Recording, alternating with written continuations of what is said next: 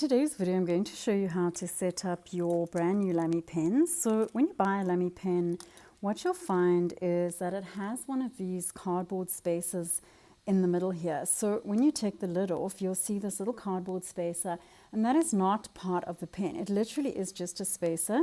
It's made of cardboard, it's completely disposable, and it actually says remove in little tiny letters on here. So you need to just chuck it away. You don't need it once you start using the pen. It's purely a packaging thing. And the reason they use it is because when you buy your pen, you've got a brand new cartridge in here. So if you had to put your pens back on and screw it in here, you'd puncture the cartridge, and then the pen, the cartridge is in use. So as a packaging thing, when they put the spacer on, what it does is it keeps the back from engaging with the front part of the pen and from your cartridge being punctured. Okay, so you can dispose of that, and then you can decide what color ink you want to use. So Lamy pen will come with the blue ink. It's like a school blue ink. Well, for South Africa, it's a school blue. We have black as our official color in South Africa. So most of the people that I teach and that I sell Lamys to will prefer to rather take a black cartridge. So I'll often swap them up. But when you buy it in a shop, you'll get that black, the blue cartridge. And then you can just buy a box of black or whatever color you like. So the cartridges come like this. There are 5 in a box, and when you buy the box, you open it up and you take out a cartridge, and you'll see it's exactly the same as the one that comes with your pen. Then you can decide which color you want. So I'm going to put the black one in just as something different, because I'm not going to use the blue one today. And if you decide you don't want one of the ink cartridges, you can also use what is called a converter.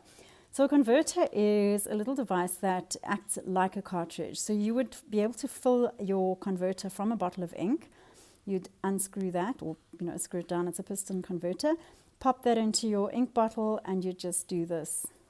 Suck up the ink, and then you're ready to pop that into your pen. So I'm not going to demonstrate that in this video. I do have a separate video for that. So you pop that in, and you just use that instead of your little plastic cartridge. So it's a much more environmentally friendly option, because you only buy this once and then you keep on refilling from a bottle of ink, instead of using this, throwing it away, and then having to take a new one each time. It's not a reusable option. So I'm going to demonstrate with the cartridge, because that is what most people are using. When you get your cartridge, you'd put that in. You don't have to puncture it or anything like that. You just pop it in the back there and put the back of the pen on. As you screw that in, what you'll hear or feel is sort of a little click sound. Like, yeah, I actually felt that there. I didn't hear anything. I felt that engage. If I unscrew my pen now, I would see, and I don't think you'll see it in the video, the back of the pen is actually punctured. If you're really not sure, you could always, okay, don't use your hands like me. I'm always covered in ink. Take a little bit of roller towel or tissue. You could always just make a little point like that, touch it in there, and you'll see that it's picked up ink. So it's definitely punctured.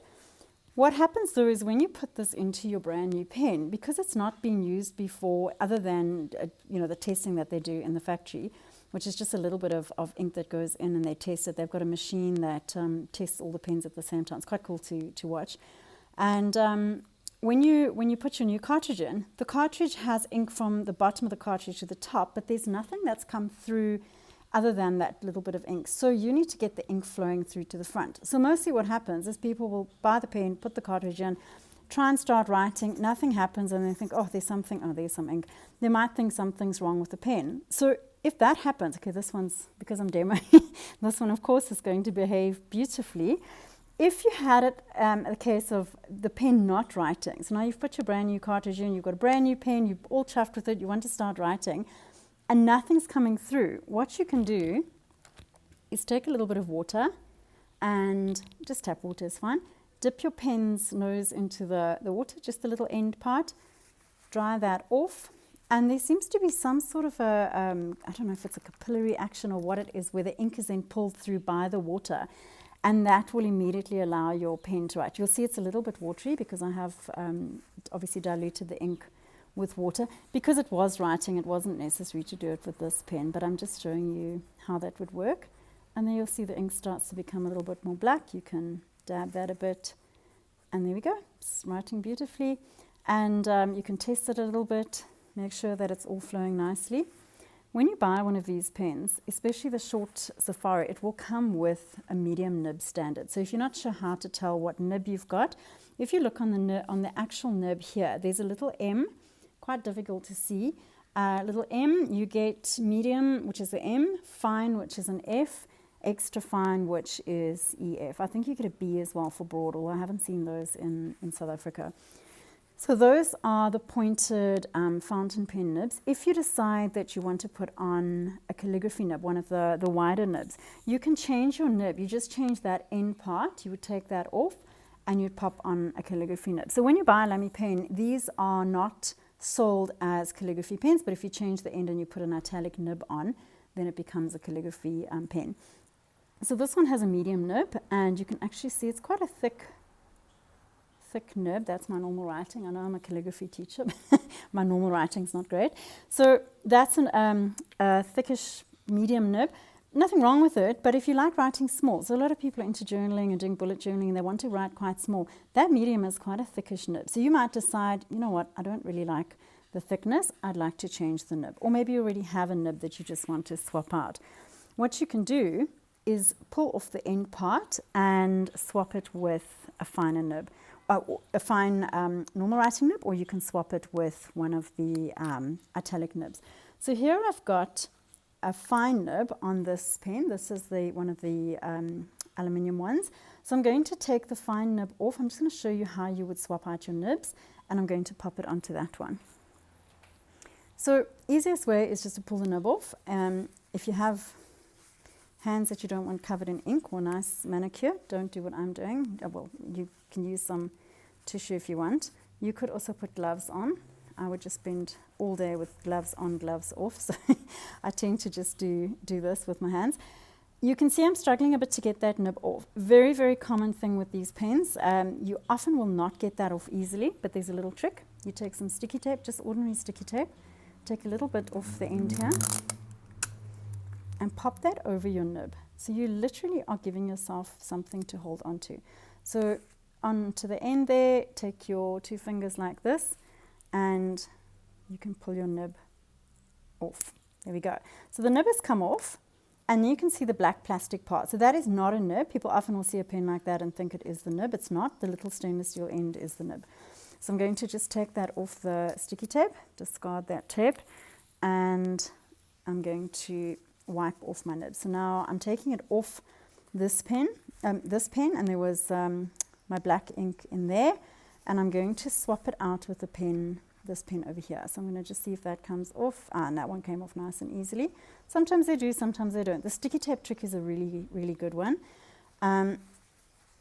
Wipe that off a little bit. If you're swapping nibs between pens, make sure that whatever ink color was inside your pen is not sitting on the inside of the nib, because obviously that will carry through. So I'm now going to swap out my nib, so just move that one. I'm going to put a fine nib on here. So now it says F on the end. It's a fine nib. I'm putting that on my new pen, and just test that a little bit to make sure that it's writing. And now I've got a fine nib. So I'm not sure if you can see the difference here on this video, but this is a much finer nib size, and you can write quite nice and small.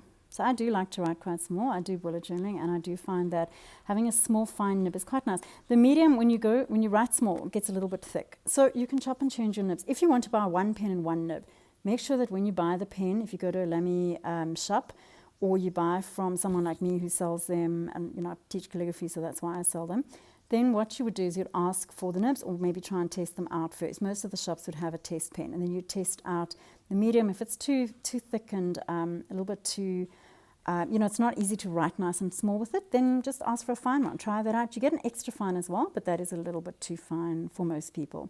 Okay, and that is your pen. So the setup is really easy. If you are struggling later on, you haven't used the pen in a while, and you take it out and you start writing and you feel like, oh, this ink's a little bit thick and icky, and your pen's not writing, but there is ink in your cartridge, then watch my video on pen maintenance, how to get your pen working again quite easily. Okay, thanks guys. I hope that helped, and I will see you in the next video. Bye.